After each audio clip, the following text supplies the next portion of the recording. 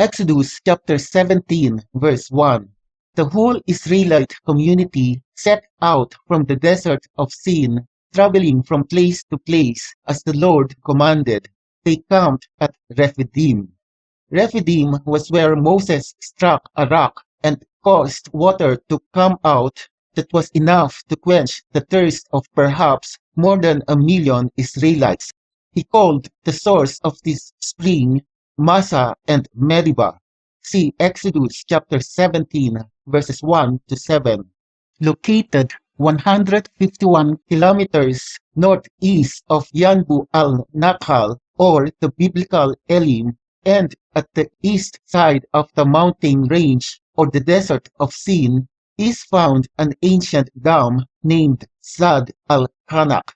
It stretches across a tight corridor between two mountains. Its height of 17 meters coincides with the height of the two mountains that encase the dam, while its length is limited to 43 meters thanks to two protruding cliffs on both sides of the valley that form two natural shoulders, providing a solid foundation for the wall structure at both ends. Its width reached 17 meters at the base and only 12.7 meters at the top. A Kufic inscription dating from the time of its construction designates the Umayyad Caliph Muawiyah bin Abi Sufyan, who reigned between 661 and 679 AD, as the sponsor of this dam. Obviously, this dam was built long after the time of Moses. A spring of water flowed freely and profusely when Moses struck a rock on top of its source with his rod. This implies that the rock was blocking the flow of water. If the source of this ancient spring was the same as the source of the water in the Sadd Al-Khanaq dam, then a boulder no wider than 12.7 meters was enough to block the flow of its water. Furthermore, the two mountains encasing this spring tightly may have been what Moses was referring to when he named the place Massah and Meribah. The Sadd Al-Khanaq Dam is located just 15 kilometers east of Medina.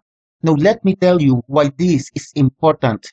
The Hebrew text for Midian is Mem Dalet Yod Nun and is currently pronounced as Midian with the Yod used as consonant.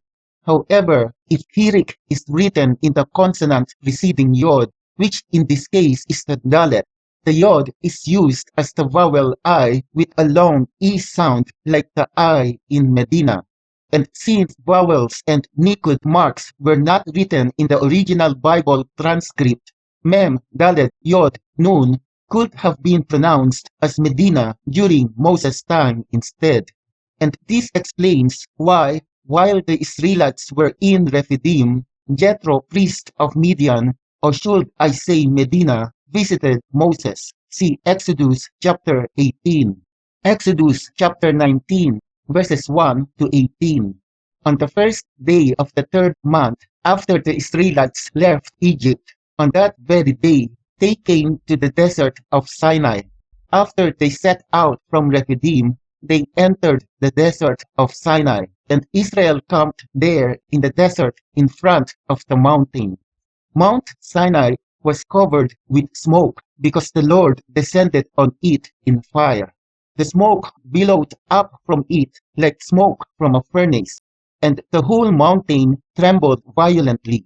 Setting out from Rephidim and coming to the desert of Sinai implies Rephidim was yet a distance away from Sinai, which was also called Horeb in parallel biblical accounts. But why did Exodus chapter 17 verse 6 say that Moses struck the rock in Horeb while they were still in Rephidim?